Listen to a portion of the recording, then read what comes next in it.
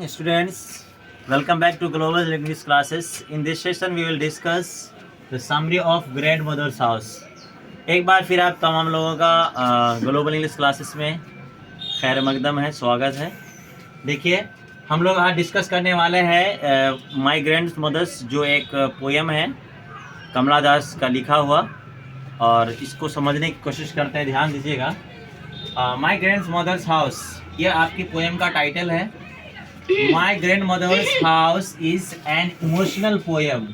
ये एक emotional poem है ना, यानी दिल से लगा हुआ पोएम है, जिसके अंदर अपने इमोशंस को ये बयान करती है।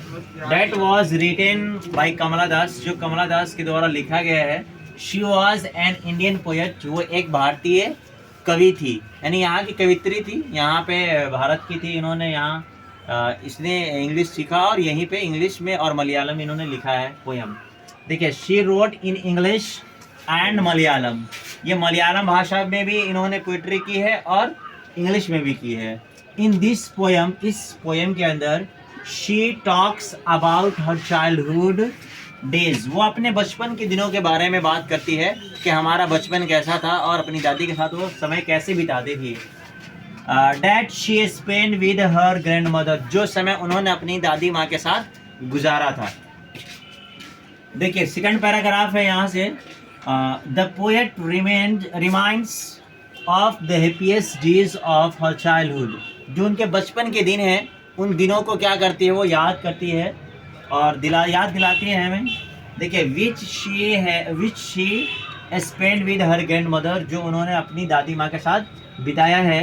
She was deeply attached to her grand mother, वो अपनी दादी माँ से बहुत गहरा उनका संबंध है, यानी दादी माँ से बहुत ज़्यादा जुड़ी थी, उनको अफेक्शन था।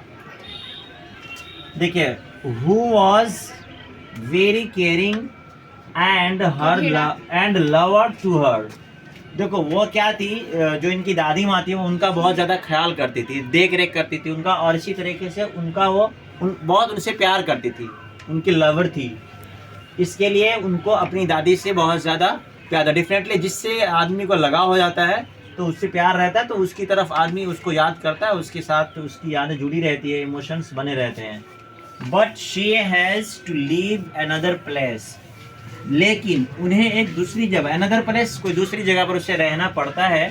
हैज़ टू जब आता है तो उसका मतलब मजबूरी में रहना होता है। जैसे आई हैव टू गो, मुझे मजबूरी में जाना पड़ता है। She has to leave another place, उन्हें दूसरी जगह पे रहना पड़ता था। जब ऐसा होता है तो देखिए, and her grand mother is no more now, अब जो उसकी दादी माँ है अब वो जिंदा नहीं है। नो मोर नाउ का मतलब अब वो जिंदा नहीं रही। अब जब जिंदा नहीं है तो जाहिर सी बात है, जब उसके साथ लगाव था, उठना बैठना और उनका लव करना, उनका केयर करना, ख्याल करना, तो इसकी वजह से उसको उनकी याद आ रही है। सो शी इज़ सैड, इसलिए जो पोइट्री जो यहाँ पर कवित्री है, यानी कमला दास जो पोएट है, वो यहाँ पर क्या है ना कि इसको बार बार उनकी याद आ रही है, इसके लिए वो उदास है, बैठी है, गम में बैठी। फाइनली, आखिरकार, it is a great emotional poem, ये एक ज़बरदस्त इमोशनल पोएम है कमला दास का।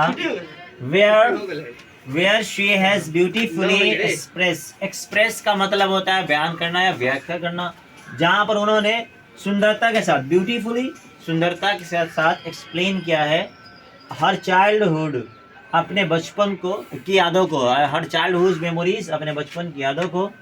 एंड सेल्फलेस लव, और बेमतलब प्यार, मतलब ऐसा वो प्यार नहीं था जिसके अंदर कोई तलब हो किसी चीज़ की, उनका कोई मतलब हो। दादी का या माँ या बाप का जो प्यार होता है, या टीचर्स का जो प्यार होता है, ये सेल्फलेस होता है, मतलब का नहीं होता है।